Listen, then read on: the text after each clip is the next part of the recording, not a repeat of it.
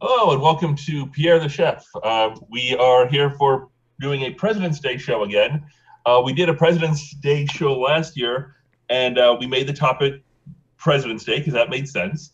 And we talked about it a bit, and what we came up with to say about it was, yeah, President's Day is a thing. And we really didn't have anything past that. So we decided that this year for President's Day, we would focus on something else so we'd actually have something to talk about. So for there's me, Christopher. There's my partner in crime, Steve. Hi, I'm here too. Hi. You would expect me And to be here because it is my YouTube channel, but I am here. I am participating in the show. yes, well, there's somebody else who we would expect to be here as well because the show was named after him. But yet Yeah. again, he has managed to not be here, You and talk. he has not contacted me to explain why. And I am, of course, referring to Pierre, Yeah, the yeah. chef. So, this is my fault. Again, I have again. to. Yeah, I have to take once again. I have to take responsibility for Pierre not being here. You have a knack. So You and Pierre just don't always. You don't get along real well. It seems it's it's been backsliding. it's my fault, but it's a little bit Pierre's fault too. Okay, This because sounds familiar. because Pierre knows the rules, and he flagrantly violates these rules whenever it suits him. So okay, just let me back up a little bit. Please. Pierre was over here this weekend. Okay, He was visiting you. he was visiting me. I don't get to Did he just drop in unannounced? Because you never invite me. because you know how much I love it when people drop in unannounced. Yeah, he dropped in unannounced, and I was like, "All right, I guess I'll put you up." So he was sleeping on the couch this weekend. And anyway, I get up this morning, and we talked about the show, right? I said, "Pierre, you're finally here. We could actually do the show, and you could be here, in person with me while we do the show." And he was like, "Oh, that sounds great to me," or whatever, how he talks. And so we were going to do that. I know how he talks. His accent gets strangely Spanish at times. Yeah, Weird. like that's offensive. I shouldn't do that. So we all go to bed last night, right? Everything's fine. I hear noises this morning. I wake up. I walk into this room, which is across the hallway from my bedroom, and I got these Star Trek action figures that I've been using to make comic books lately, to make web comics lately, right? And I have a whole bunch of them now. I have Worf and Cisco and Picard and Riker, and Oh so no, he didn't. He didn't. he had Riker's uniform half off, okay, and he had the Worf like kneeling in front of him. And when I walked in, he pulled him back real quick. And I said, "Pierre, what are you doing with my Star Trek action figures?" And he was like, "No, you don't understand. I'm doing a scene. It is drama." And I'm like, "Pierre, because I told him, because when I showed him around the house when he got here, I showed him where I have them all set up on my desk right above the webcam here. And I said, 'You can look, but don't touch.' And he said, 'Oh, I will not touch them.'" And I trusted him, and I walk in, and who knows how long he had been in here, and who knows, you know, the uniform on Picard looked a little crooked too. I don't know what he had been up to before I came in, but so I was furious, and I snatched my action figures away from him, and I told him to leave immediately, and that he was no longer welcome here. So yeah, Wow, so that's why Pierre's not. that's a bit here. extreme of a reaction, isn't it? I told him not to. I told him. Okay, look, it's not that Worf and Riker just don't have that kind of relationship. All right? If they had had that kind of relationship in canon, I would have no problem with it, other than the fact that he was touching my stuff. But not only was he touching my stuff without permission, he was in gross violation of the canonical characterization of those characters. And that is They were what I both cannot interested in abide. Troy. Huh? They were both interested in Troy. Yeah, I'm not saying you couldn't get there, I'm just saying. Actually, what I was really pissed off about was that he had anticipated a storyline in the comics, and I was like, no. No. Oh, So that's why Pierre. Pierre's not here. That's why Pierre's not here. So Pierre's not here because you chased him out of your house on the day of the show. Yes, because he was playing with my toys when I told him not to, and he was doing lewd things with them that I did not approve of. If he'd been doing lewd things that you did approve of, would it have been okay? It would have been less of a big deal. I still would have been upset. Oh, you and you used to get along so much better than you do now. Well, it's yeah.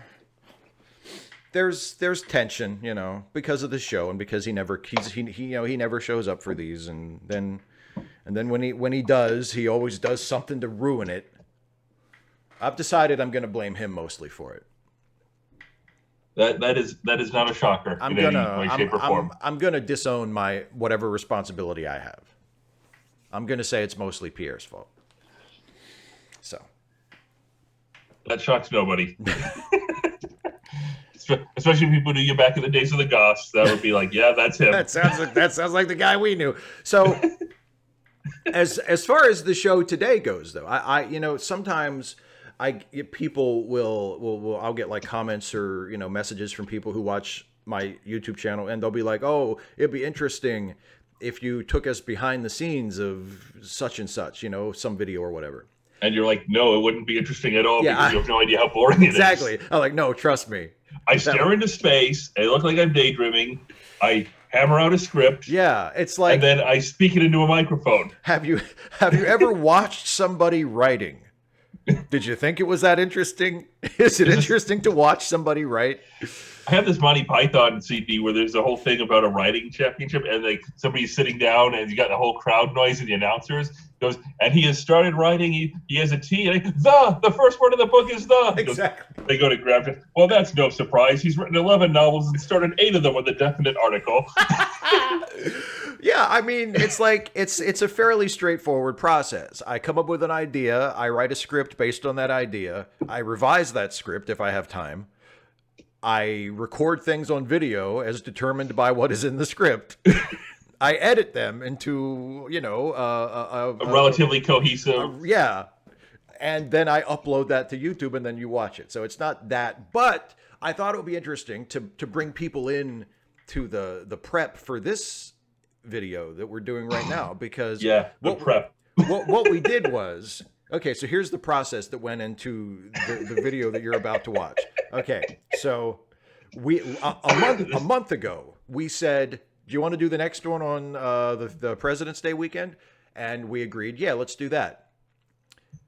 Today, about half an hour ago, an hour ago. To be fair, I think there's a step in between, because on Friday I was like, we still doing a Pierre. And you said, yeah, is Sunday good? I'm like, sure. That's right. Okay, so a month ago we agreed to do something on President's Day weekend. Friday we confirmed that we're still doing it, and then like an hour ago, you message me and say, "Are we still doing it at 1?" And I say, "Yes." And then I propose the topic, which we had never discussed ever before then. Yeah, I did not know what the topic was until 30 minutes before we started. Although, to be fair, neither did I, because I was thinking about it. I was thinking about it yesterday and this morning. I was like, what are we going to do for Pierre? And I honestly, I had no idea. And then I had an idea, but we're going to do this, and maybe we can do the other thing afterwards. We'll see. Oh yeah. If this doesn't take the whole show, which it very well may not, because so here's what I said. I said, you said, are we still going at 1 p.m.? And I said yes, and I want us to talk about Richard Dawkins. And you said, what has he done now? I said, what did he do this time? What did he do this time?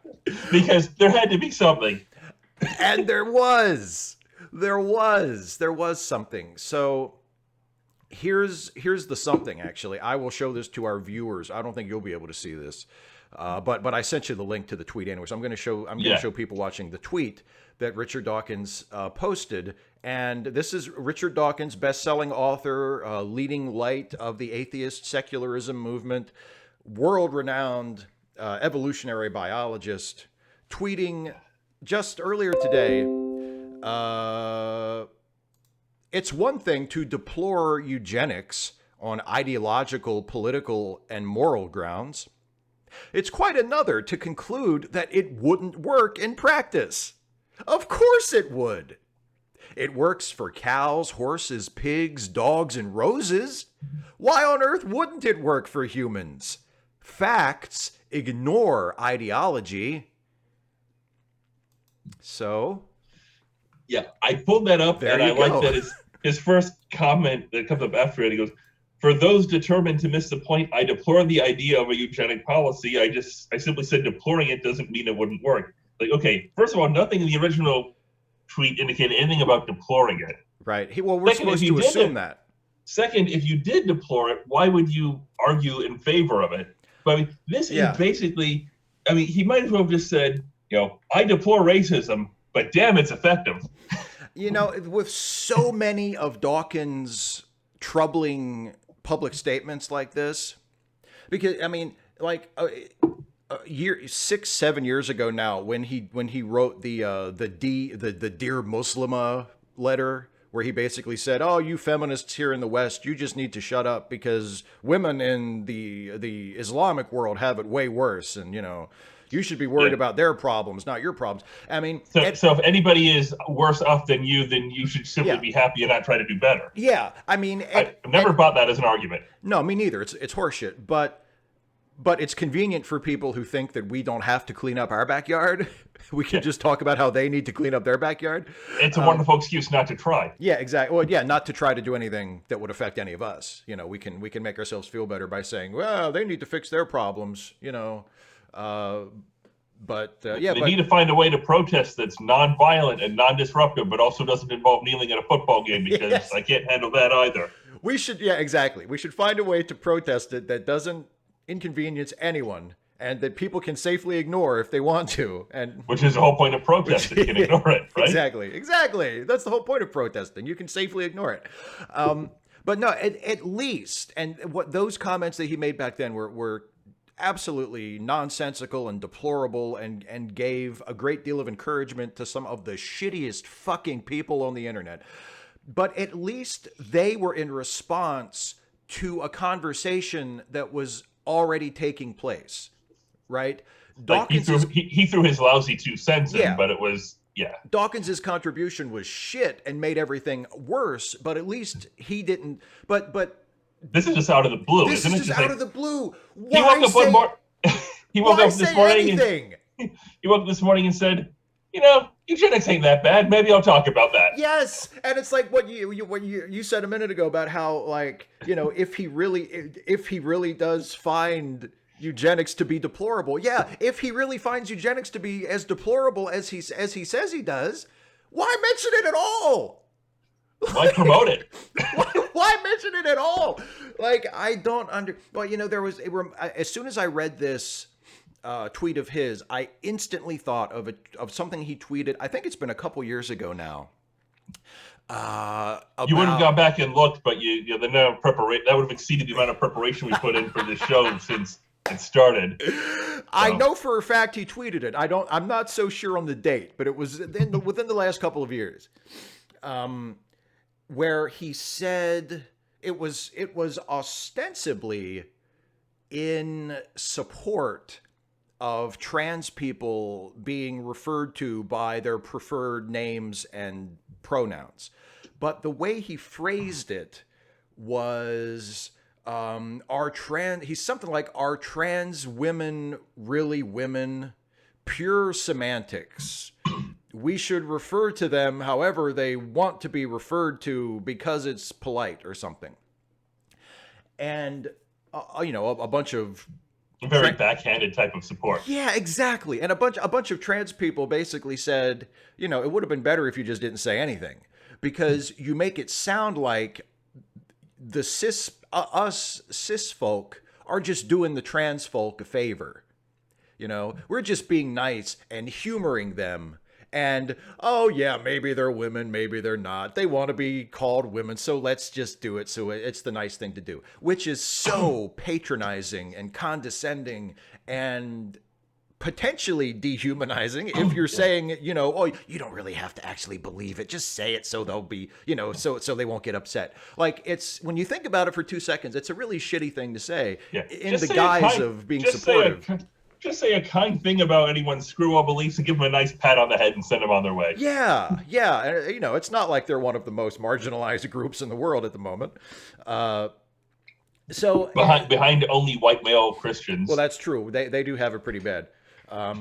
But yeah, so I thought And of that. just ask any of them. Yeah, exactly.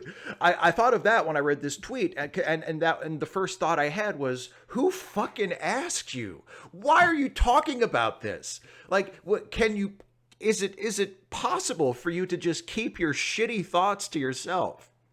You know, but it's like like you just said, like he woke up this morning and he was like, I have an opinion on eugenics. You know, and he fucking starts tweeting, and apparently, you know, somebody left their phone out where he could get to it, and he signed into their Twitter app, and he was like, I'm going to tweet this, they can't stop me this time, you know. Yeah. And I mean, Khan Noonien Singh did nothing wrong. if they had allowed him to complete his plans, everything would have been better for everyone. Well, here, so I want to get into this because as you pointed out, Dawkins has followed up that initial tweet with a couple of other ones to try and save face and be like, look, I'm not saying I support eugenics. Of course I don't support eugenics. You know, this is like the classic arch conservative strategy where you present something awful, but then you immediately disavow it, but you put it into the discussion and you push it to normalize it. Yeah. Well, This is something that if he said nothing, nobody would think about it. But now he's talking about eugenics, and even if he's claiming that he thinks it's deplorable and that he doesn't support it, he's getting people on both sides involved, and he's making it part of the discussion, and he's making it more commonplace and more acceptable to entertain that idea. And yeah, exactly. And not only that, he is characterizing it as something that is a legitimate field and would work, and we'll get into that in a second, if it were practiced. It's just, well, we can't do it because of X, Y, and Z. And that is basically perpetuating the narrative of people who support eugenics. Because the whole story is, oh, if we, you know, there's nothing wrong with eugenics. It would work. It would improve the gene pool. It would be good for everybody. We can't do it because they won't let us, and they usually means the Jews or some other, you know, globalist conspiracy or globalist, you know, the leftists, the communists, the Jews, the whoever, you know, anyone who's not a white upper class male. Anyone who's not, yeah, they're the SJWs, the millennials, the politically correct brigade, whatever, whoever the fucking, whatever name they assign to the people that are holding them back, right? If not for them, well, we could put this policy into action, and it would work. It would be great. It would do everything we say it's going to do. And they never specify who them is, just like Trump never specifies who them is, because then you can put your own prejudice in, yeah, and you can just let people fill in the blanks themselves, yeah, with their own hatred, their own prejudice. Exactly. So let's look at what he says here. He says it's one thing to deplore it on moral grounds. It's quite another to conclude that it wouldn't work. Of course it would. Now, a lot of other people have already gotten to this.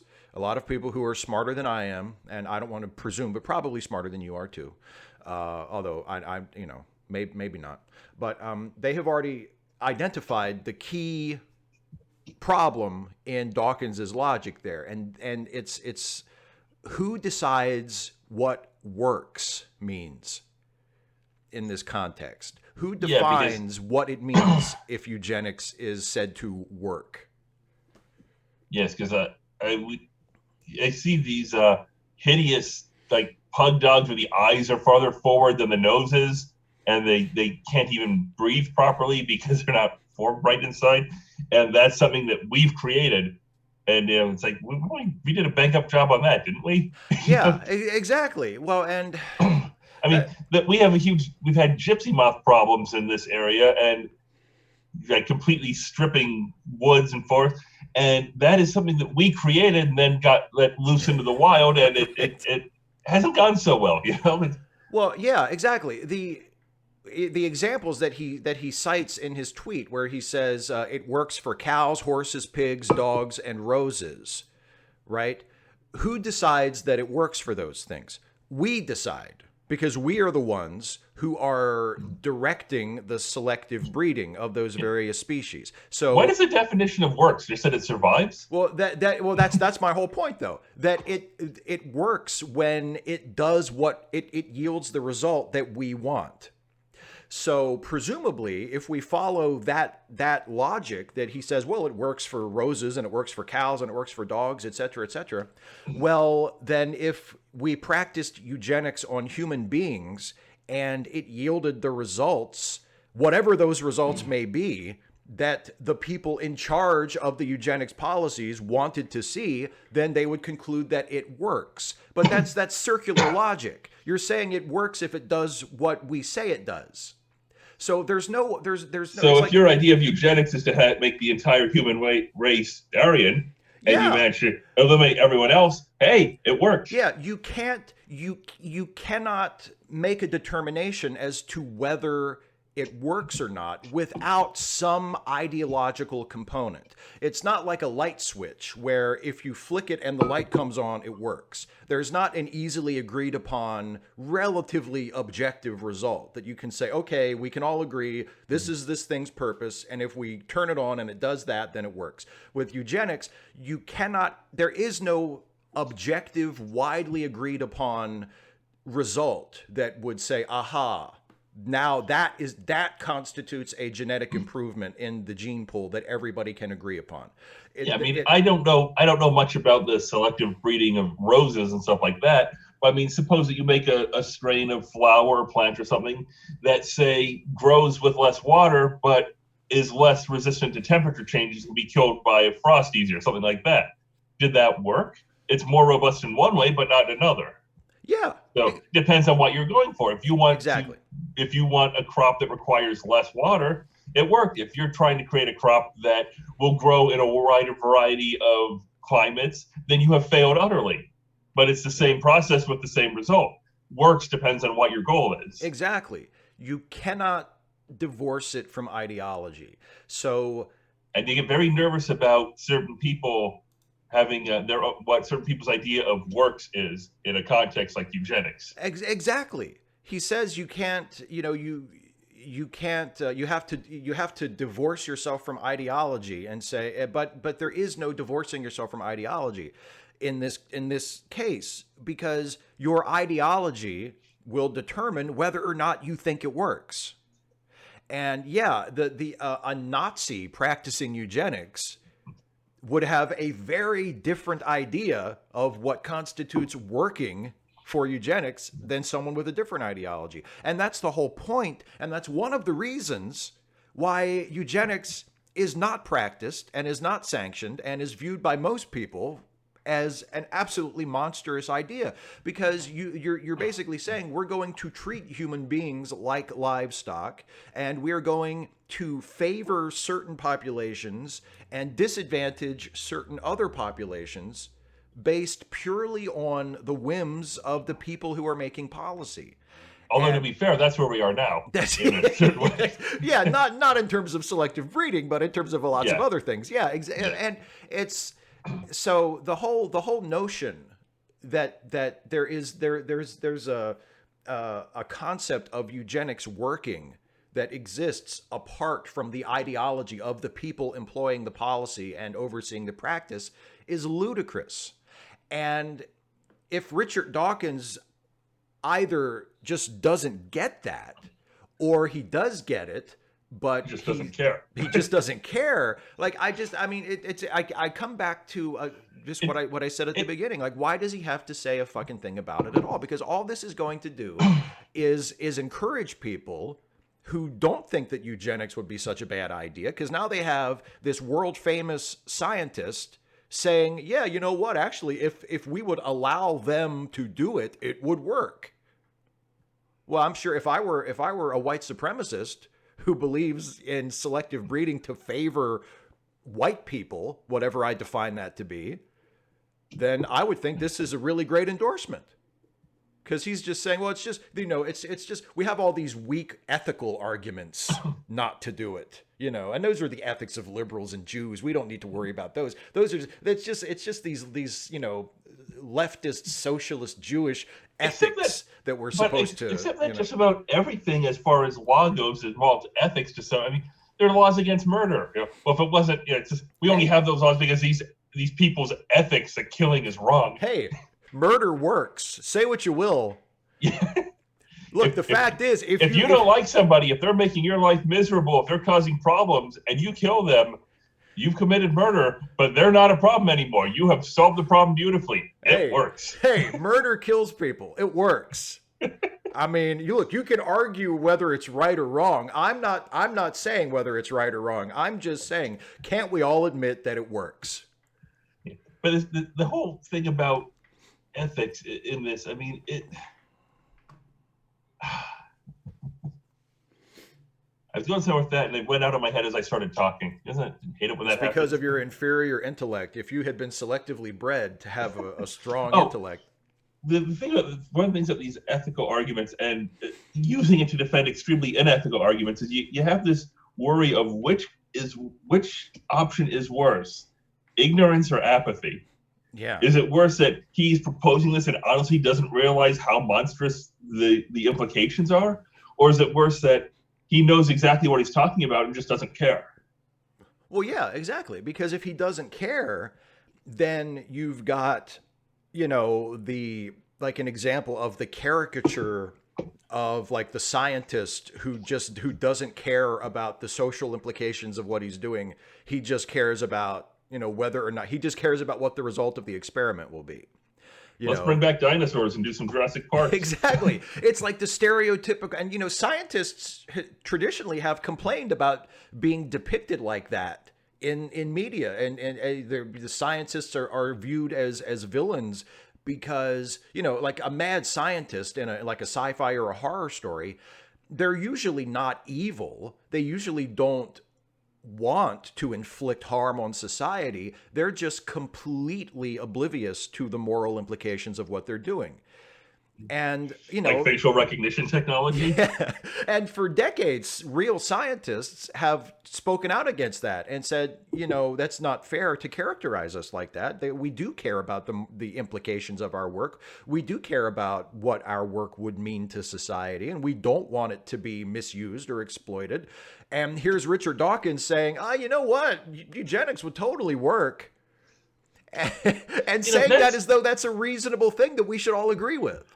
See, that's where I like the concept of eugenics is why I start having issues when they refer to like the problem of overpopulation, because first of all, the world produces more food than it needs, but a lot of it gets wasted because capitalism, it's not profitable to get it to people. So you have the stories about places throwing out loaves of bread at the end of the business day, and they discover people are taking it out of the dumpster because they need it to eat. So rather than give it away, they put up barbed wire to keep people out of the dumpster. Yeah. You could just give it directly to the people who would take it.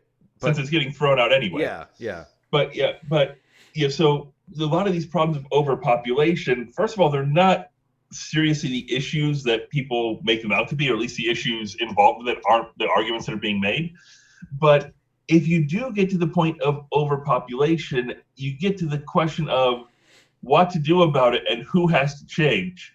And that's where it's very much going to come into the eugenics side of things, where certain groups, I wonder if it might be white people, will be allowed to continue acting like they are, and other people will be expected to change their behavior to deal with the overpopulation, or as people like white supremacists or Trump would say, infestation of people who aren't white, because you want to use the terms of pestilence and disease to refer to human beings so that people feel better about what they're trying to do to them.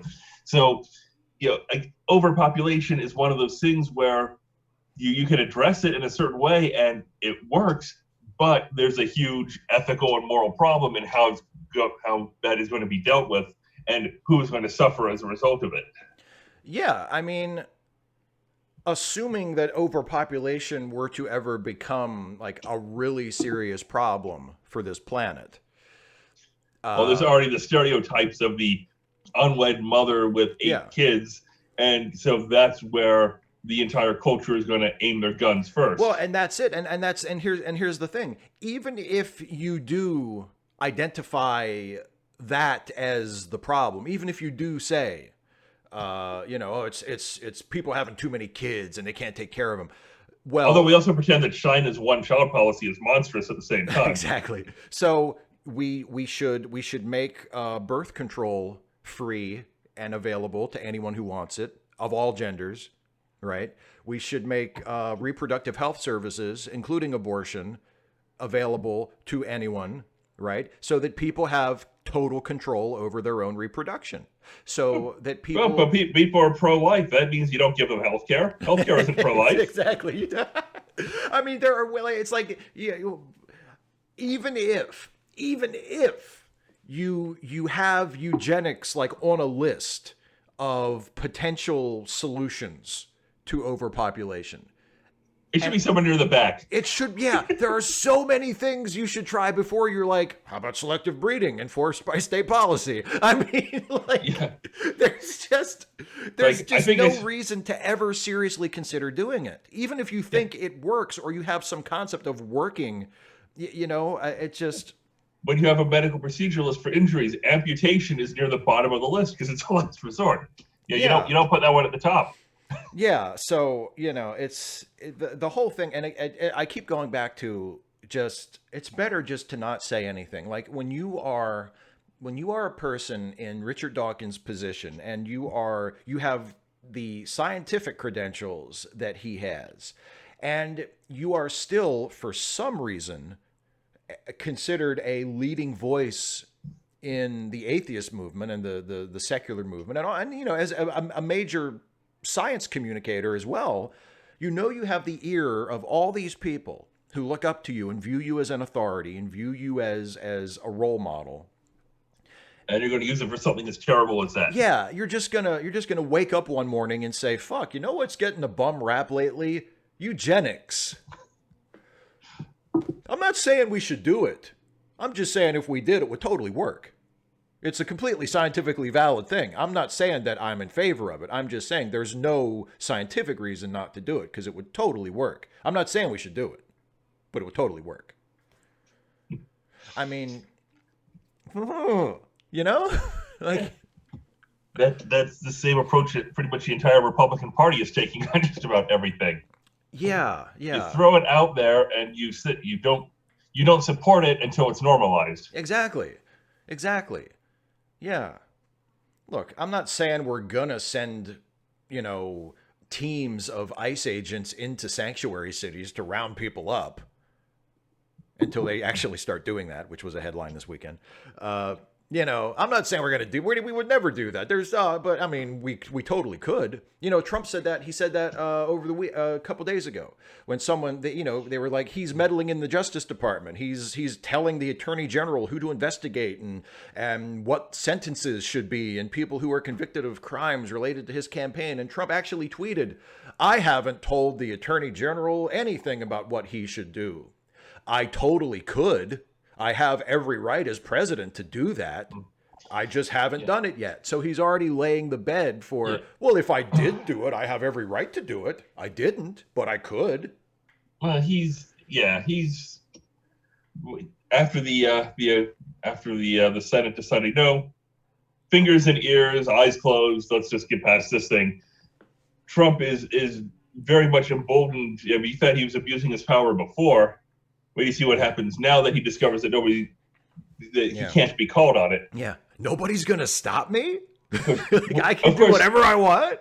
Of course, this is getting away from the eugenics topic. One of the big dangers of what Trump has done here and what the party has done is that they, in trying to delegitimize or potentially delegitimize the validity of the elections for in his own favor, they've made it so that no matter what the results of this elections are, the loser is not going to believe that it occurred fairly.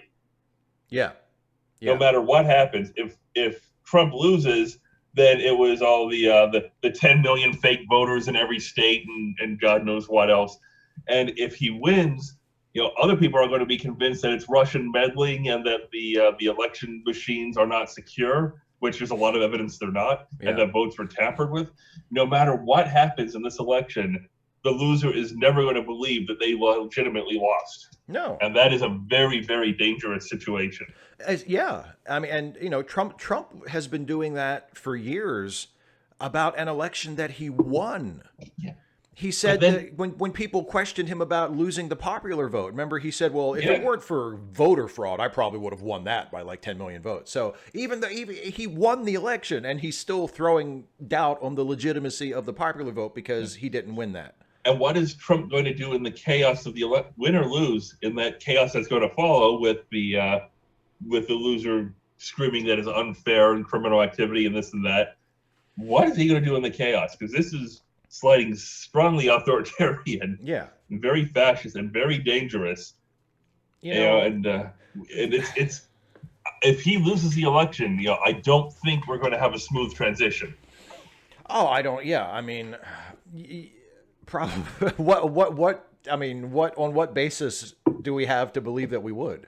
Yeah. I mean, he hasn't conducted himself as an adult for one day since he's been president. Do we really think he would magnanimously, I mean, the Republican Party is full of the third graders who taunted and made fun of people and just didn't understand anything and refused to understand. And if the Republican Party is those third graders having grown up to be 50 years old, but nothing's changed in their heads. Exactly. I feel like a lot of this, and I'll try to tie this back to the eugenics thing. We'll see how it goes. But a lot of it... We're staying on this topic a lot better than we stayed on the President's Day topic last year. That's true. That's true. Whatever the fuck that was even supposed to be. I mean, the President's Day. What about that? I feel like so much of this with like the Trump impeachment and then the Senate acquittal and, a lot of it feels very much like chickens coming home to roost, because we have this unfortunate tradition in American history of, well, something bad happens, let's just move on, instead of actually trying to reckon with it. And I go back, you can probably think of even the Civil War. Yeah, I was going to say, I would go back to post-Civil War. You could probably go back further and find other examples, but specifically, I'm thinking of. It is kind of disheartening to look back and think that after the Civil War, the last major war fought in American soil, where everyone on both sides was an American, that basically when it was over, we said no harm, no foul, and pretended that nothing had happened. Yeah, yeah. We allowed the seceded states to re-enter the Union. Send their Confederate representatives back to Washington, D.C. Yeah, exactly. In many cases, people who were members of Congress for states that seceded were reelected and retook their old seats that they held before the war, as though nothing had happened. Reconstruction itself was ended prematurely. And it's like we just wanted to move on. We just wanted to move on. Hey, the Civil War was terrible. All those people got killed, and there was so much animosity and so much destruction. And let's just move on. And we saw something similar happen on a much, much smaller scale in the aftermath of the resignation of Richard Nixon, where President Ford said, "I'm just going to pardon him. We're not going to prosecute him. I'm just going to pardon him. We need to move on." And that was the stated justification. I think the American people just want to move on. We don't want to hold our criminal former president accountable for his crimes. That would just upset people. We want to move on. Accountability in the past, lack of accountability in the past is why there's no accountability now. Yeah, that's exactly. And here we are. It's the same thing happening all over again. And I fear there are people on both sides who have this mindset of let's just move on. We impeached him. We tried to get rid of him. The Republicans voted to acquit him. Let's just move on. As though it doesn't really matter the things that he's done. As though it doesn't, holding the most powerful people in the country accountable for their crimes. Just that in and of itself has no value. It'll upset people. We should just move on. And how many people have we heard, especially, and even from a couple Democratic members of Congress, who have said, I expect that Trump has learned something from this and will improve his behavior. And it's like, what effing world are you living in? Yeah, because that happened. That's happened every other time that he's faced some tiny measure of accountability, right? I mean, yeah, it's he's never learned anything because he's never felt like he had to learn anything because he's never felt like he was the party who was in the wrong, who and needed to change. and he's pretty much never been in a position where anybody can hold him accountable for anything. And now that he has half the Senate lining up to defend him. So he knows he can continue to not learn anything and not do anything and not change anything. Yeah. Yeah, exactly. And they tried. I'm innocent. I'm not accountable. Can't do anything. Now he's going to. I mean, he has openly said that he's made decisions since then, specifically as retribution for people testified against him. Yeah, well, he's fired people. He's fired people who were witnesses against him during the hearings, which is illegal. What are you going to do about it? What are you going to? Yeah. What are they going to impeach him again? I mean, they could. They totally could. He's done impeachable things since he was acquitted of the last 2 counts of the articles of impeachment. But, the moment a Democrat says something that is less than complimentary, all of a sudden the Republicans are lining up to whine about how unfair and partisan it is. Yeah, and I love this. You're just anti-Trump. Why aren't you anti-Trump? That would be the question I would have to anybody. If you're someone who's like, oh, the Democrats have just been out to get him since 2016. They're just anti-Trump. Why aren't you anti-Trump? Why, when he won that election, why weren't you scared to death? Because if you're not, then I'm sorry, I don't trust you. Like if you're not the kind of person that looks at Donald Trump and is absolutely horrified that he is the president of the United States and filled with an urgent need to remove him from office because for the good of the country and the world, I'm sorry, I don't trust you. Here's something I don't get. The people who think that this eugenics thing is like a key to white supremacy, because eugenics sort of has that undertone to it. Yeah, very much so. Not all that subtly, even. The people who are the white supremacists and who think that eugenics is the key look at Donald Trump as the pinnacle that they can achieve. Yeah, exactly. Because and in a very real sense, he is. Because look what he is. He is an utter mediocrity in every way, except that he's rich and famous. And so potentially not even that rich. Potentially not even that rich. So the message is, if you are a white mediocrity, if there is absolutely nothing remarkable about you at all, except that a lot of people know your name and you have some money to that name, you can achieve whatever you want. Even if you are a person of absolutely no skill and intellect and charm and vision, you can achieve as much as you can imagine if you just have the right name and the right amount of money. That is the lesson of Donald Trump, because and people will believe and say the most delusional things about him. Rush Limbaugh is saying over this past week, Presidential Medal of Freedom winner Rush Limbaugh, by the way. Don't make me come over there. Was saying, talking about Pete Buttigieg, saying like, you put Pete Buttigieg on the debate stage with Donald Trump, and who's going to look more manly there? Pete Buttigieg. Like, even if we're going by like strictly like archaic definitions of masculinity, what the fuck is so manly about Donald Trump? He fails according to your own fucking test, you jerks. Like, what the fuck is so manly about Donald Trump? He's an out of shape 70-something-year-old man without a fucking brain in his head, who probably couldn't wipe his ass by himself if he had to. He's utterly incompetent and inept in every way. And I wonder when we reach the point where so many voters, and largely on the conservative side, but I'm not going to say it's exclusively there, but largely, when they decided that intelligence and competence were weaknesses rather than strengths. Yeah. There's, at some point, a huge part of the voting public, a large part of the population, decided that they didn't want to elect the best to represent them to public office. They wanted to feel superior to the people who they elected. Yeah. Yeah. And so it became, mediocrities and sub-mediocrities became the people who rose to the top because people are like, I'm better than this guy. And for some reason, that's who they wanted to vote for.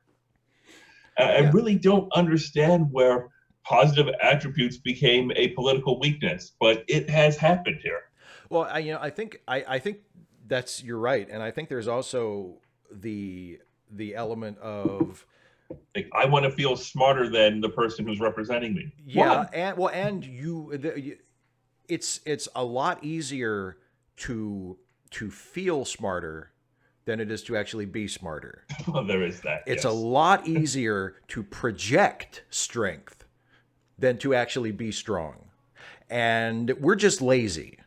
Like there's no other way, like not all of us, but I think as a people, and I think certainly in the case of the people who are diehard Trump supporters, they're just fucking lazy. And they don't want to have to do any work. They don't want to have to think about things. They don't want to have to make tough decisions. They don't want to have to grapple with philosophical and moral questions. And they don't want to have to actually do the work that it takes to really be a strong, upright, admirable person. They just want to fucking pretend they are and vote for the person who makes them feel that way. And that's Donald Trump, because he tells them, you're fine. You don't have to change anything. You're doing great. You're the best people in the world. It's those people over there. They're the problem, But we've talked about this before. I think that's why conspiracy theories are so popular, because that way you can feel smart without having to be smart. Yeah. Like, I'm the only one who understands that, that the 9/11 was an inside job because I don't understand basic things about temperature and how steel works. Yeah, exactly. Which, and here we go, brings us back to Richard Dawkins. Because is he a 9/11 truther too? No, he's not a 9/11 truther. I'm not going to. I'll insult him for the shit he's actually said, not the stuff he hasn't said. But, and that's why you're a person of integrity, because a lot of people just insult people for whatever shit comes into their head and pass it off as somebody else's, and the lie sticks. Yeah, and then they become president. But no, I mean, here's the thing. Man isn't competent to be president of a stamp club. Oh my God. It's just, it's a fucking embarrassment. And fuck you. If anybody who even thinks about defending him, fuck you. It's fucking embarrassing. It's also it's embarrassment that some people still defend him. Yeah. Or it's not even bad enough people defend him in the first place. It's bad enough that they still make excuses. I'm sorry, you're trying to bring this back to our topic, which was eugenics, and we didn't get it. Please, it's fine. But no, like a very, very large draw, I think, that brought people into the atheist community, of which Dawkins was and still is one of the major figures. And Dawkins's books, particularly God Delusion, were sort of like founding texts of the new atheist movement. Back when it still had potential that it hadn't squandered. Yeah. Before they let Sam Harris talk a little bit more, and they were like, oh shit, really him? Oh my God. But no. Not to be confused with Ham Saris. Ham Saris, who is a totally different individual. And in no way based on any real person, living or dead. And Sam Harris is another good example of it, but Dawkins is also an example of people just like being able to think of themselves as smart. And Dawkins is a smart guy. Dawkins is an evolutionary biologist, and he could probably explain evolution to you better than anybody, and could not only explain the science of it, but could explain it in a way that makes it seem beautiful and lyrical, and the kind of thing that you wouldn't just accept on a factual basis that that's how things work. You would think, oh, I'm glad that things work that way. Like that's it makes everything make sense. Like Dawkins has the ability to do that. And he has the ability to make you feel smart because you listened to him and you got it. You grasped the concepts that he was presenting to you. And Carl Sagan had the same effect on people. It's just Carl Sagan was, as it turns out, less of a piece of shit personally. As far as I know, he never publicly advocated for the efficacy of eugenics. Yeah, I mean, I saw him speak like a year or two before he died, and he didn't do anything on that front. He talked a bit about anthropology, but he didn't He wasn't pro eugenics. I can tell No, you no, that and much. he didn't champion Charles Murray or anything like that. You know, not that Sagan was perfect by far either, but as far as I know, he never publicly supported race science or or eugenics while claiming not to support those things, even though he constantly cheerled for them and all that. But anyway, so when people like when people like Richard Dawkins say things like eugenics totally would work, there are people who will reflexively support him, not because they have any expertise whatsoever to determine whether or not what he is saying is valid, but because he makes them feel smart. And because of that, he's their guy. And I think a lot of Trump supporters reflexively support Trump for similar reasons, not because he makes them feel smart, although maybe he does for some of them. God, oh my God. But because he makes them feel justified in whatever they are. You know, he makes them feel like what they are is good and right and they don't have to change. And the people who are telling them they have to change, they're the ones that are the bad people. They're the good people. And Well, that's why they support him. And that's why people support Dawkins. And that's why people will, I'm sure there will be, I haven't gone through the replies all that much, but I'm sure there are tons of people who are jumping right aboard and saying, you're taking Dawkins out of context. You're not hearing what he's saying. You're complaining about things he didn't say, blah, blah, blah, blah, blah. Reflexively, because he's their guy, because he's the guy who makes them yeah, feel smart, and they're going to defend him he no matter what. he didn't say he supports. So even though he tweeted that he supports it, he didn't say he did. So no, but Yeah, I think part of this comes from the as the term goes, the dumb person's picture of what a smart person is, yeah, because uh, being part of being smart is being able to continue to learn and admit when you're wrong and build upon what you already know. And it's difficult for a lot of people, even smart people, but to jettison things that you know are wrong and put better things in its place.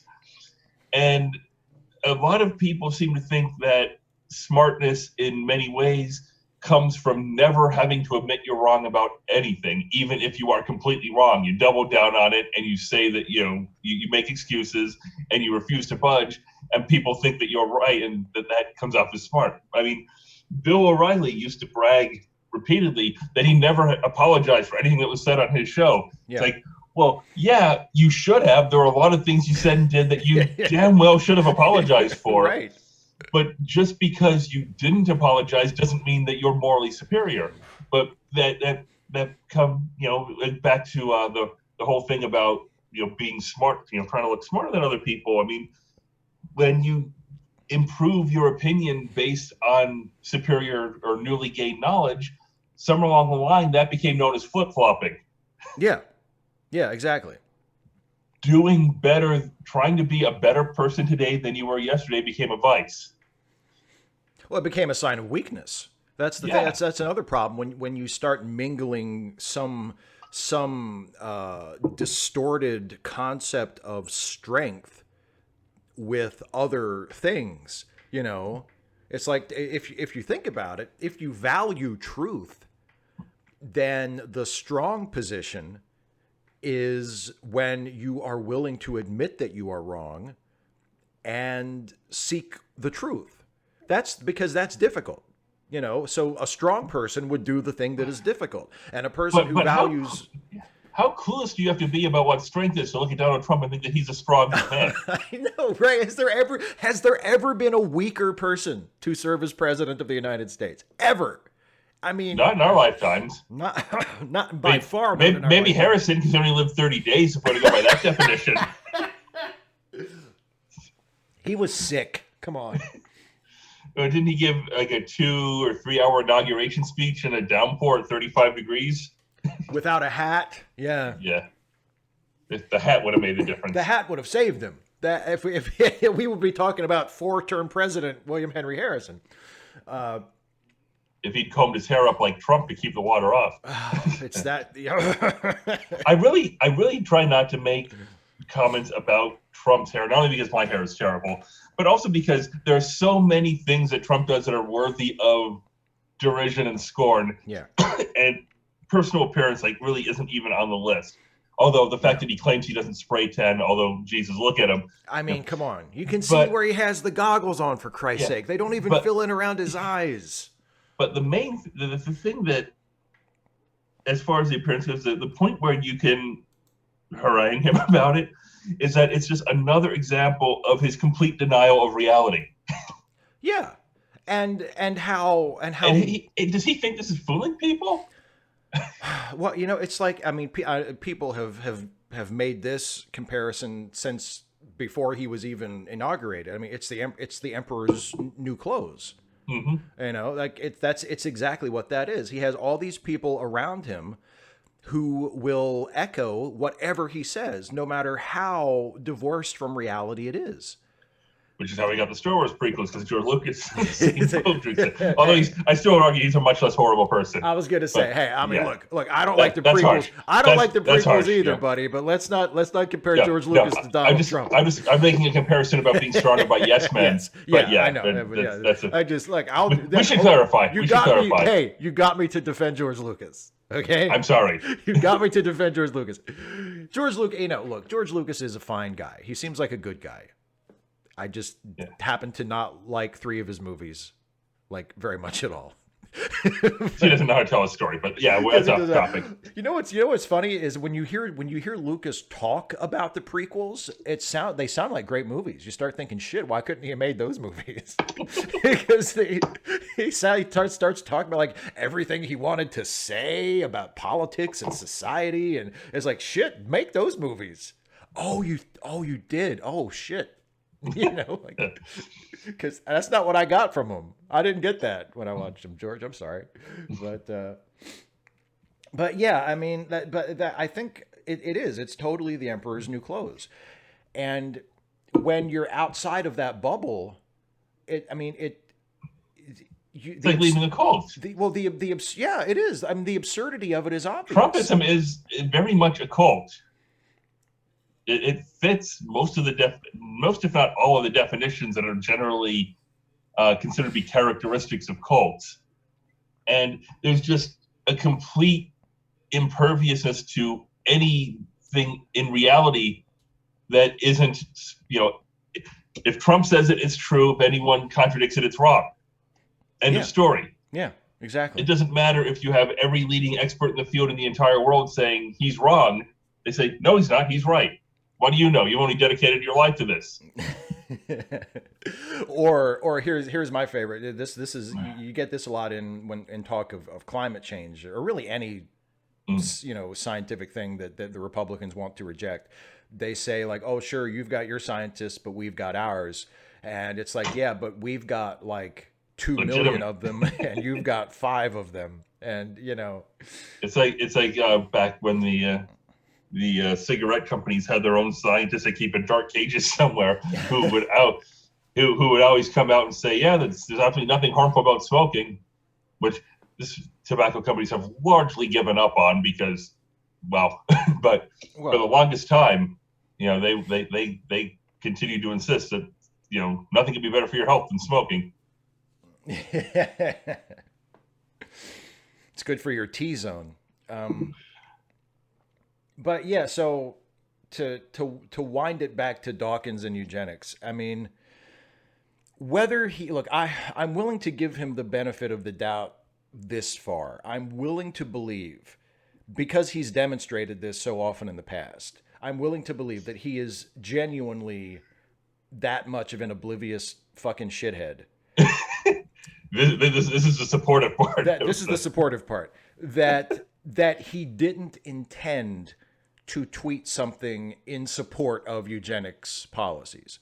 I take him at his word when he follows up on that tweet and he says, I deplore eugenics policies. I would never support it. God forbid we ever practice eugenics. I believe he's being sincere when he says that.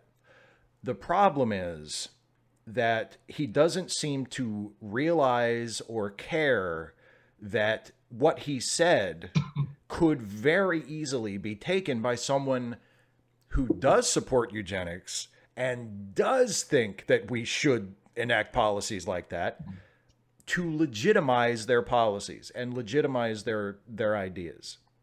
Because when you say, well, yeah, there's these reasons why we're not doing it, but it's totally valid and it would work. You're giving them what they want. You're giving them what they need. You are giving them a leading popular scientist endorsing the scientific validity of their views. And that is horrible. Even if the scientist goes on to say, but I would never do that, and I don't think anybody should do that. Like, they don't care about that. They don't care if Richard Dawkins wants him to do it or not. All they care about is whether or not famous scientist Richard Dawkins thinks it would work or not. Because that's the part they're going to take and run with. They don't give a fuck whether he says he supports it or not. Donald Trump says he would vote for a gay candidate. Everybody knows that's not fucking true. Nobody cares. The people who support him care about the fact that he's going to hurt gay people. They don't care if he says he's going to vote for a gay person or not. They care about the fact that he's going to use the muscle of his policies to destroy them, because that's what they really want. Yeah, there was that article. Was it the New York Times thing where somebody was in a region that was being hurt by Trump's policies, said he's not hurting the people he needs to be hurting. Yeah. That the goal of Republican Party and supporters legitimately, pretty much openly, is to hurt people. Yeah, just to hurt the right people. Yeah, and it's like really, I mean, how do you reach a point where you're that soulless that you just want to see other people suffer? Oh, all right. On a happy note. The election's in 9 months, everybody. Do we have anything else to say about Dawkins and eugenics, or have we wasted enough time on this pile of trash? I think we've, yeah. Who's garbage now? Actually, we can't do that because he's been garbage for a few years. But yeah, I think we've covered everything I wanted to cover on it. So, all right. Did you have something else that you wanted to touch on? Well, we could figure we should mention. You get to toot your own horn, because we do this sometimes where you talk about your other things, that you got a supportive tweet for a video you did recently. You know what? I bet I could show that to people too. Let me see if I can find it. I just have to scroll down in my notifications a little bit. Yeah, your own Facebook page. Let me see. It's actually, it's a little far down because I've gotten so many congratulations about it that I need to I need to scroll. Yeah, you go into Facebook, you have fewer notifications there. You linked it directly. So yeah, I know, but this is kind of a funny bit that I'm doing here. So, it's so far down. Actually, it would probably be quicker if I just go to my own personal Twitter where I retweeted it, because that's how humble I am. I immediately bragged about it. Okay, so here it is. I'm showing everybody now. I did a Star Trek video last week about 7 of 9, and someone was nice enough to tag Jerry Ryan in the replies, and she actually watched the fucking thing. and replied to me saying, "Oh, that was pretty damn great. Thanks." Smiley face. So goodbye, everybody. I'm done. I'm retiring. No, so that was pretty cool. That was pretty cool.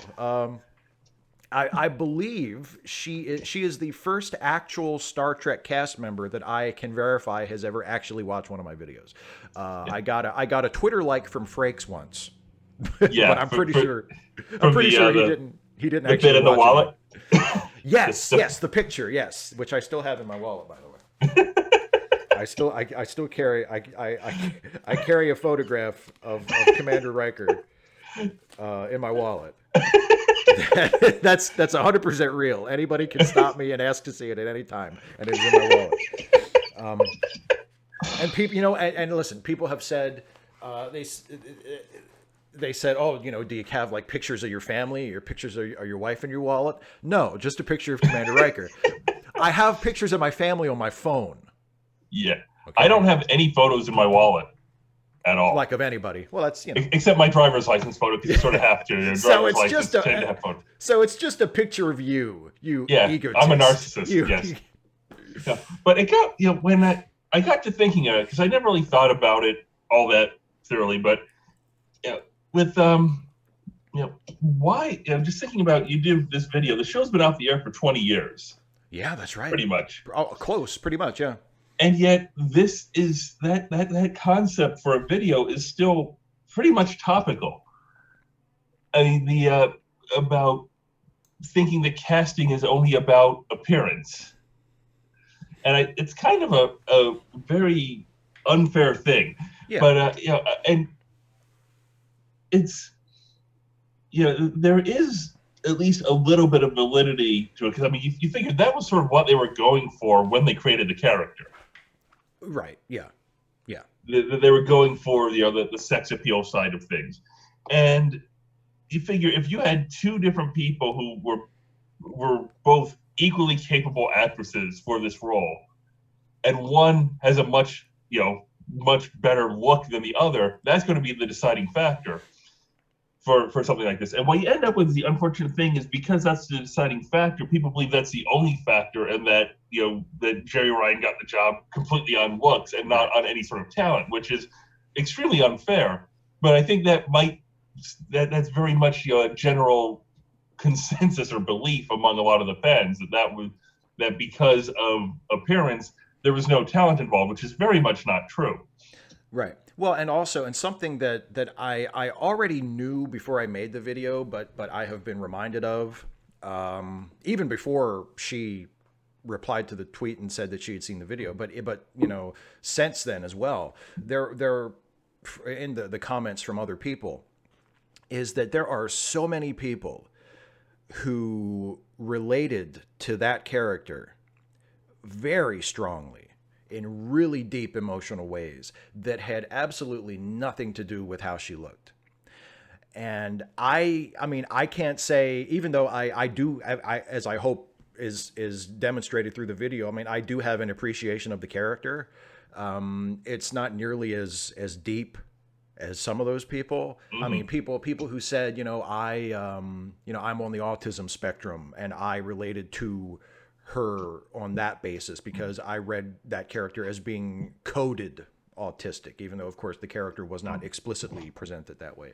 Or I have had to deal with social anxiety, and when Seven is struggling to figure out just how to be with people again, like I relate to that. I see myself in that character. Or feeling like you're just a step off the rhythm of everybody else, or coming into a situation as a newcomer and not really being able to gel with everybody else. There are all kinds of things about that character. Having to live with a past trauma that you're working your way through that affects who you are. But that you can never really leave behind. Yeah, that you have to deal with and function on a day-to-day basis, but it's always there with you. And and so a lot of people really relate to that character in ways that are completely detached from the way she looks. So it does a disservice to the character in that sense too, because we're very, very lucky that the producers of Star Trek cast someone who could actually act in the role, instead of just saying, does she look good in the cat suit? She's got the job. Jerry Ryan showed that she had a really good handle on that character and was a good enough actor to make her an interesting character in her own right, not just as a sexy character. And then also the writers of Voyager decided that this was going to be their chance to actually develop a character on their show. And all due respect, and people have said, like, what about the Doctor? The Doctor, by Voyager standards, the Doctor was a very well-developed character as well. I don't mean to say that like Seven was the only character with any dimension at all. She wasn't. But as you pointed out, most of the development was what's convenient for this episode, and it was never mentioned before, and whenever we mentioned it again. Yeah, and also the Doctor kind of plateaued pretty quickly. Like once we figured out, like, oh, it's going to be like Data, but he's a hologram. And that was more than most characters on that show got. Harry Kim may be the greatest cipher since Uhura on the original series. And I watched.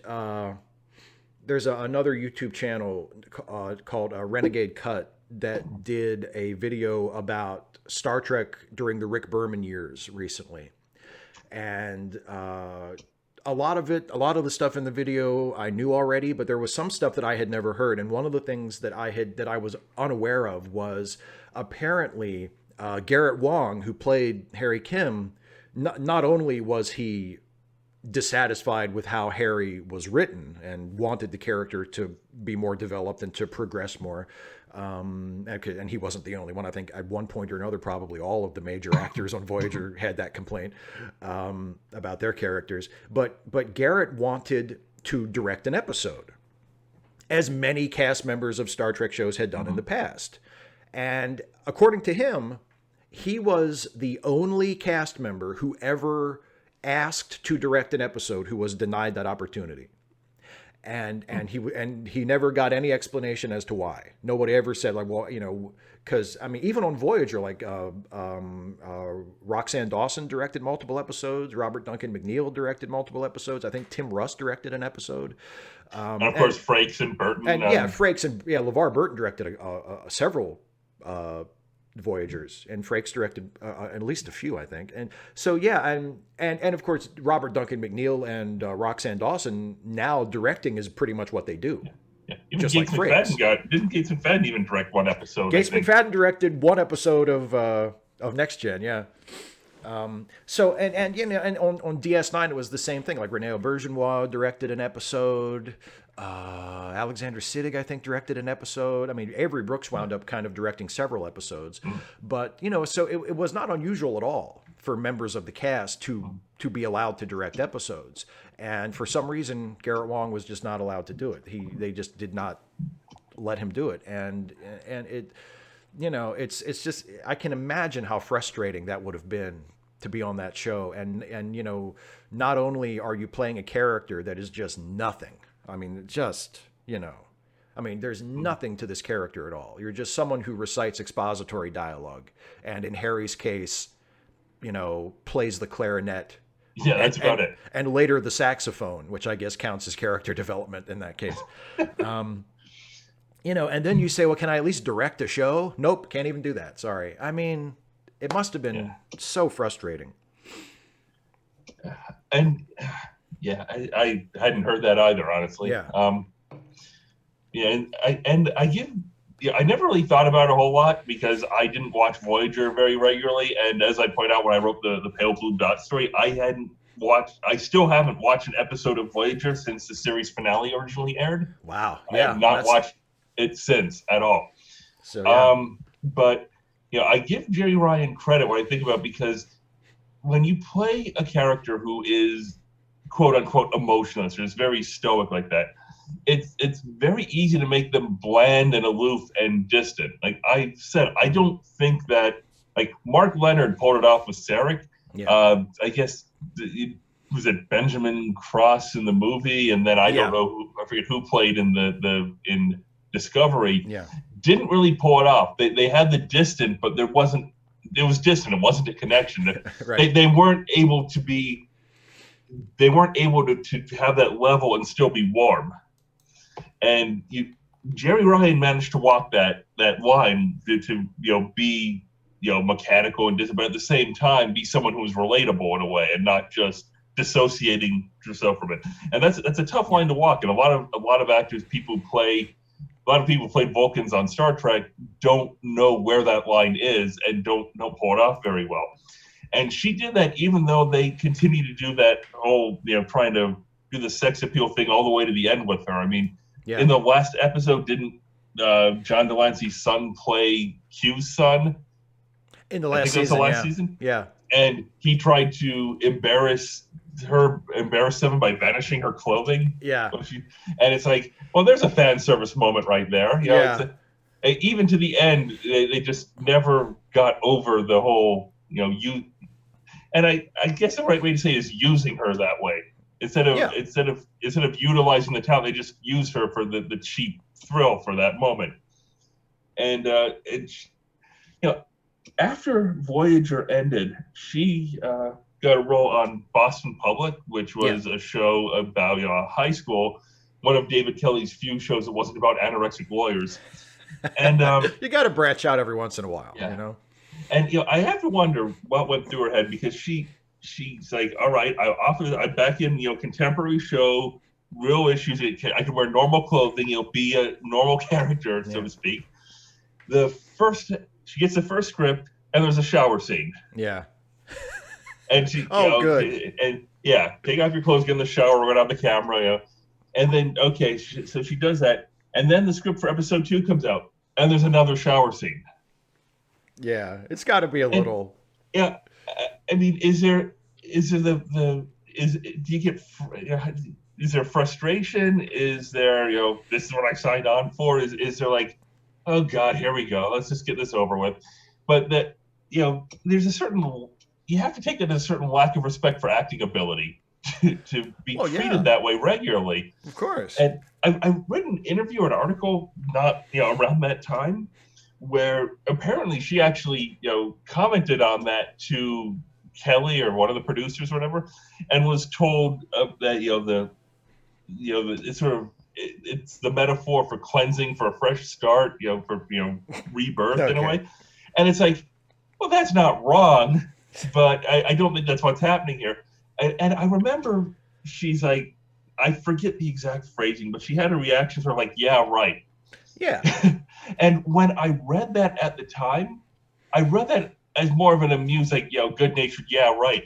I look back at it now, and I don't see the good-natured side of it. I think it's more of a frustration in there, because that's not really, that's not a respectful way to treat a character or an actor, that you bring them on, and the first thing you do is try to get their clothes off as much as possible. I mean, that's a very craven and obvious thing that's being done there, and it's not something that you'll hear men claim that something like that is flattering, but it's really not. Well, no, it's exploitative. That's what it is. It's exploitative. I mean, it's not. I'm not. Look, there are legitimate reasons to present characters without clothes on, or present characters in sexual situations. I mean, it's not, I'm not a prude, and I'm not someone who says, like, it's never the right thing for a story. But there should be a story reason, not a titillation reason. Exactly. And Voyager, it was mostly titillation reasons. Well, yeah, I mean, there's a great, I think we've mentioned it before, but if anybody who hasn't read it before, Google it. There's an interview with Ronald D. Moore that is online that was conducted back in the late 90s, maybe early like 2000. I think was that after his 2 weeks with the show. Yeah. Ronald D. Moore, he was now he's best known as the guy behind the reboot of Battlestar Galactica, but he had been a writer on Next Gen, and he was a writer for most of DS9. And then after DS9 went off the air, he moved over to Voyager and left after like a couple months. I think he got one episode on the air that he was credited writer on, and he left. It just didn't agree with him. And one of the things he mentions in that interview is how he had a problem with the way Seven of Nine was depicted, because as I think he put it, it's just like there's a naked woman walking around the ship, and there's no justification for it. Like, there's no reason for her to be dressed that way in the show. I mean, there's as I mentioned in the video, there's a very flimsy justification of, oh, well, it's a dermal regenerative, it helps with her skin has to recuperate from being. There was a hand wave that was disregarded whenever convenient, as was true of most things on Voyager. Exactly. Within like her first, I think, 2 seasons, there was an episode where she was dressed in just a standard Starfleet uniform.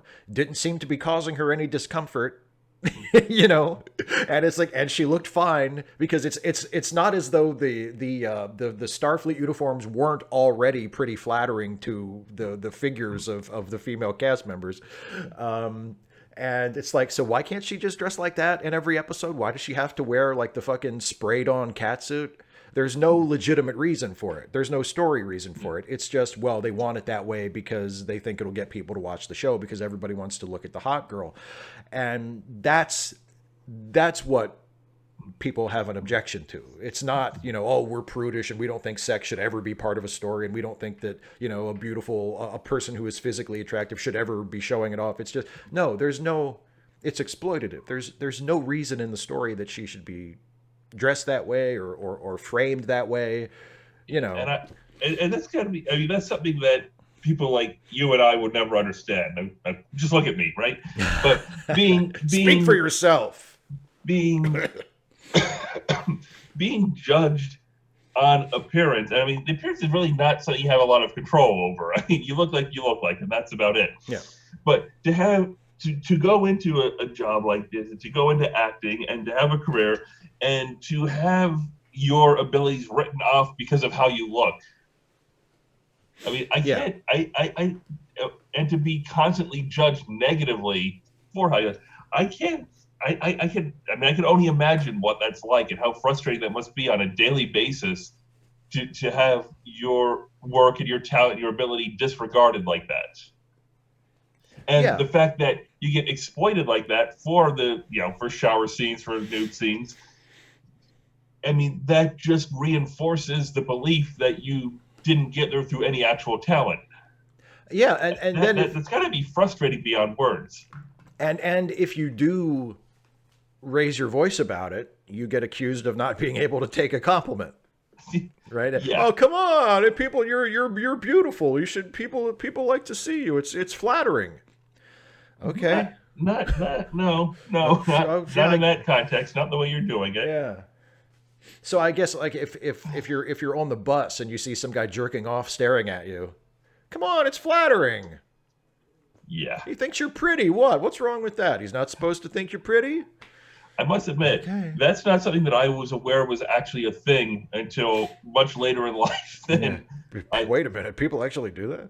Yeah, I wouldn't have thought that people would actually do that. I mean, I must have been well into my 20s, well out of college before I had any comprehension that things like that even happen. It's a little disappointing when you realize that even the incredibly low standards you assumed were in place for most people aren't actually there for a lot of people. Yeah. I thought at least we could all agree that you shouldn't be masturbating on public transit. Yeah. I guess not. I guess that's not something I should be assuming. That's way beyond the one about before Facebook. I just assumed everyone believed in science. Yeah. Turns out, not even close. Yeah. So, just wanted to comment on that a little bit as far as Jerry Ryan goes. That you got a like on the video, but more so the fact that 20 years later, that's still what her character is seen as, and that's all it's seen as. And hopefully, with Picard, with her appearing in it, they won't go that route. And they'll rely on her as an actress rather than a body. Yeah, she has only appeared in one scene so far, but she was fully clothed. So hopefully that will continue. What a low fucking bar. Yeah. She had like regular looking people clothes on, so that was good. That's a good sign. So yeah, it's just something that's thoughts that I had after the video, and she responded to it, and I was thinking about it, and I wanted to talk about that a little bit. Yeah. So yeah, and look, and just on a purely like nerdy level, it's just really cool that that a member of a Star Trek cast watched one of my fucking ridiculous videos and was like, hey, that was pretty good. Yeah, even with you trying to sing at the beginning. Hey, I'm proud of that song because I wrote those lyrics. I thought, should I open with a riff on a Sinatra song? Yeah, I'm going to do that. Because you know how popular Sinatra is with people our age and younger. Everybody loves the catalog of Frank Sinatra. But yeah, acting is hard. Acting is not an easy thing. No, it's very. And I think that pretty much everyone at one point or another has seen a porno where people are trying to act at the beginning, and oh my god, it doesn't. So, it doesn't work, does it? When acting is done badly, ouch. Yes, he was not cast for his acting ability. A lot of things in filmmaking are only noticed when they're done wrong. You only notice editing if it's done wrong. Yeah. You generally only notice sound if it's done wrong. And you know what's funny is when you're watching something, like with acting specifically, if you're watching something and like everybody in it is really bad, and then there's like one person who's just kind of okay, like you really, really start to appreciate because like there's a movie, it was riffed as one of the recent Mystery Science Theater season on Netflix. It's a movie called Star Crash. It's one of the many, many ripoffs of Star Wars that came out in the late 70s and early 80s. And the cast is Christopher Plummer is in it, but he's only in it for like 5 minutes. And of like the rest of the major cast, like he was only they paid him for a cameo so they could put his name first on the credits. Exactly. That was about it. They said, "We'll pay you this much. You have to work one day. How about it?" But so he's not in it that much, and he's fine because he's Christopher Plummer. But, I'm not taking off my Colonel Chang makeup. Yeah, exactly. But one of the General Chang. General Chang. Yeah, it was Colonel West. Colonel. Yeah, exactly. But one of the only colonel in the history of Starfleet. There's other ranks that we haven't heard about. Sorry, I. But anyway, so of the main characters that are in it a lot, one of them is played by David Hasselhoff. This would be a pre-Knight Rider David Hasselhoff. And ordinarily, going way back. Yeah, this is like 78, I think. Yeah. So Hasselhoff is passable as an actor, but I mean, if he's the only talent there. Well, that's what I was about to say. Hasselhoff, he's not usually like, if you ask me to name like a really great actor, I probably would name quite a few people before I got down to David Hasselhoff. But in this movie, because he's like he's so much better than everybody else he does a scene with, except for Christopher Plummer, which again is like one scene, that you start to appreciate what a good actor David Hasselhoff is. Not because he is a great actor, generally speaking, but it's like, but he nails his lines, and he seems like he's playing a character. He has screen presence. He's not like swallowed up by the set. Like it's like, you don't usually think of him as like, oh, what a great actor David Hasselhoff, but God damn it, like he's good. Like acting is a talent that a lot of people are not even fundamentally passable in, but you don't realize it because most people don't act. So it's like when you watch a baseball game, when you watch a Major League Baseball game, or even a minor league baseball game, the worst player on that field is better than you will ever be in your life. And you don't usually think about it because, if your team is doing poorly and the guy strikes out all the time, or he commits a bunch of errors, you think, oh, he sucks. He's better at that than you will ever be. If you gave me 500 at-bats at a major league level and I managed 10 hits, that would be a small miracle. Yeah. So but you don't appreciate it because everybody you see doing it is good at it. So the people who rise above that level, they make everybody else who's not doing as good as they are look like they don't know what they're doing, but that's not true. Like you put David Hasselhoff in a movie with a bunch of other great actors, and you would think, Hasselhoff, what the fuck is he doing? You put him in a movie with a bunch of shitty actors, and all of a sudden you're like, wait a minute. He actually knows what he's doing on a basic level that these other people don't. And he's probably doing a better job than I could do in that position. So, like your perspective is really skewed when you see people doing it wrong and you see like one person doing it right. Yeah. You visited, like, what was that? One was like 15 years ago where we tossed a baseball around a bit and tried to hit, and we discovered that neither one of us was very good at it, just laying it roughly near the strike zone so the other person could hit it. And that's just trying to throw a straight ball. When you're trying to throw it so that the other person can hit it, it's difficult. It's like, just give me something I can hit. This is just for fun. Can you please? We were both terrible at it. We're both terrible. I think I was probably a little bit worse than you at trying to throw it, roughly in the strike zone. Yeah, and again, it's like and that's throwing batting practice. That's not actually pitching competitively. Yeah, if you see anybody doing it at an organized level where they have made the team, they're better at it than you are.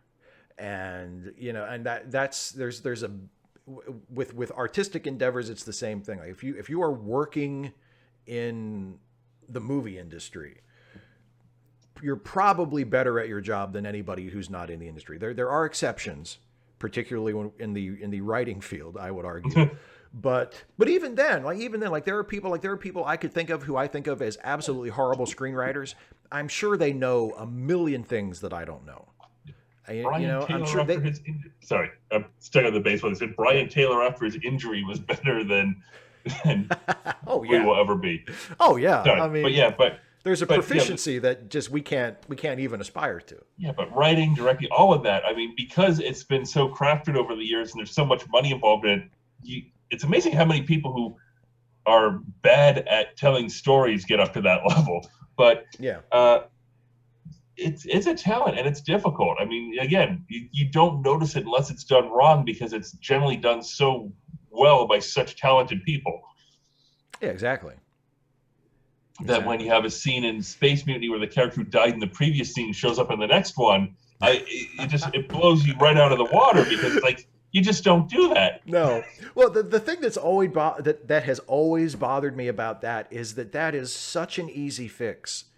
Just Like, clip, either rearrange the scene or just clip it, 5 seconds earlier at the beginning. Yeah. Just cut it after, because it's a tracking shot, and I just walk past her. Just cut in after she's off camera. Like, that's such an easy fix, and they didn't fix it. Yeah. Well, anyway. So, yeah, I guess thanks to Brian Dawkins for being such garbage, so I had something to talk about today, and yay.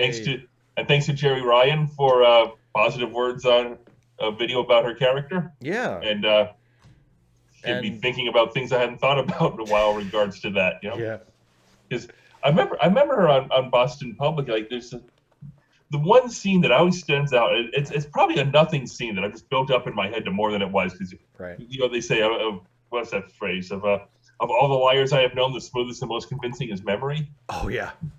A lot of wisdom in that one too. There was a scene where they're trying to figure out things with the budget, the vice principal and Jerry Ryan's character, and she's trying to find the big ticket things, where the money is going, things like that. And the vice principal starts tracking down like little things, like all the detail-oriented stuff. Like he's trying to track down missing lunch trays and counting it. And there's a point where he goes on about that, how important, and he's like, that's what he's going to focus on. He walks off, and Jerry Ryan just gives this, you gotta be fucking kidding me. Like, this is not going to get it done. And it was just so, because I related to it so much, because that's sort of what everyone, all the viewers are thinking, but you just got that so well. Just making it, and it's one of those things that you're not going to notice it unless it's done wrong.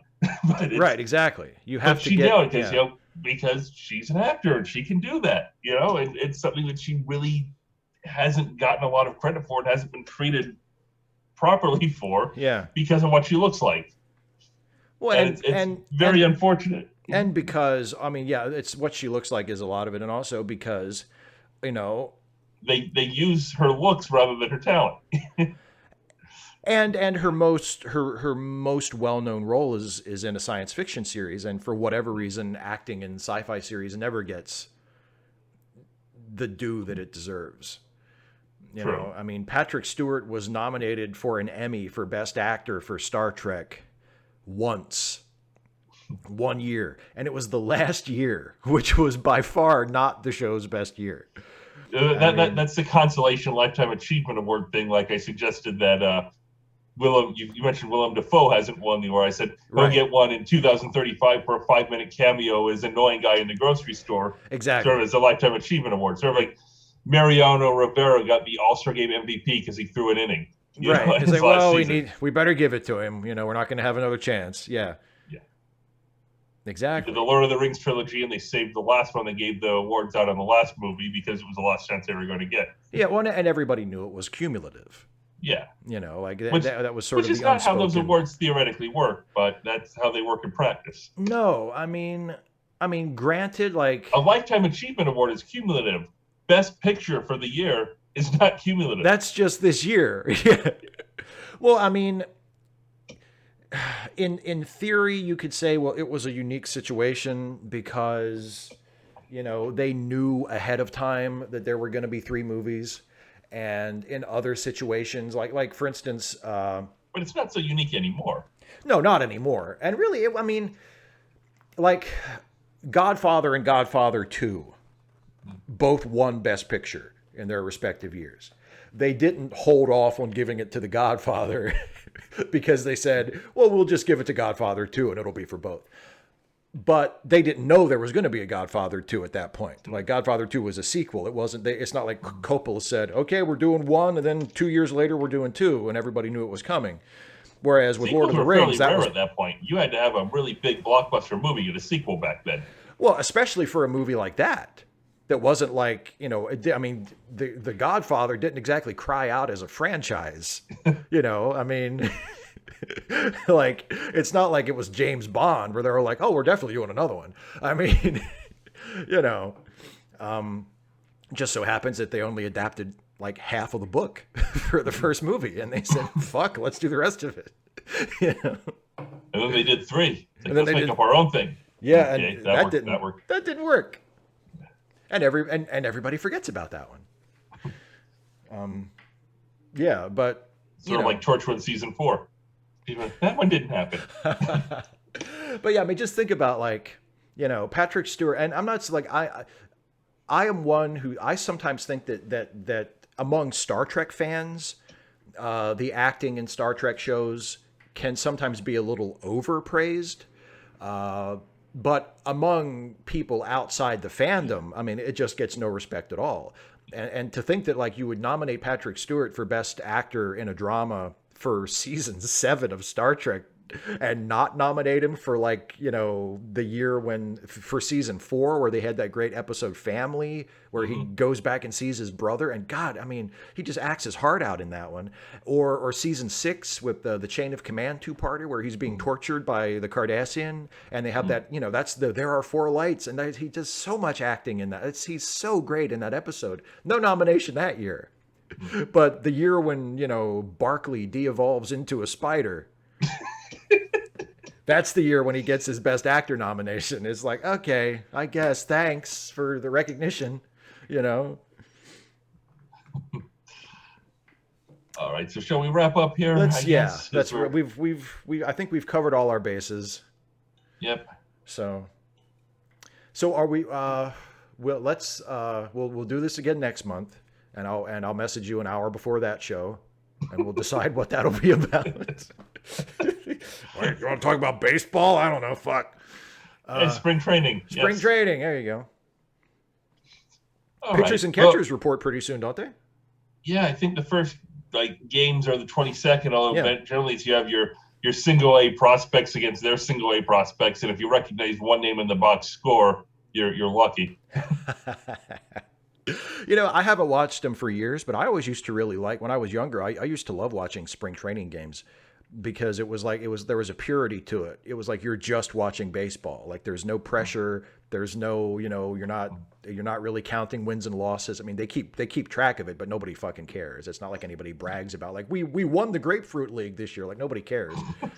You know, so like you just get to watch baseball, and there's something nice about that. Wasn't it the Mets' first year? There's expectation they had a winning record in spring training, and and people thought, you know, with some hope. And Casey Stengel wasn't 40. Goes, this team plays different when the other team is trying, and then they went 40 and 120. They had one of the worst years ever. Yeah. All right, so next month then, we'll do this again. We'll choose a different topic right before we go on the air. There you go. Hopefully Pierre will be there and not chased out. He's not welcome in your house. Yeah. I will be more forgiving next month. Well, he won't be there next month. No, he won't actually be here next month. Yeah.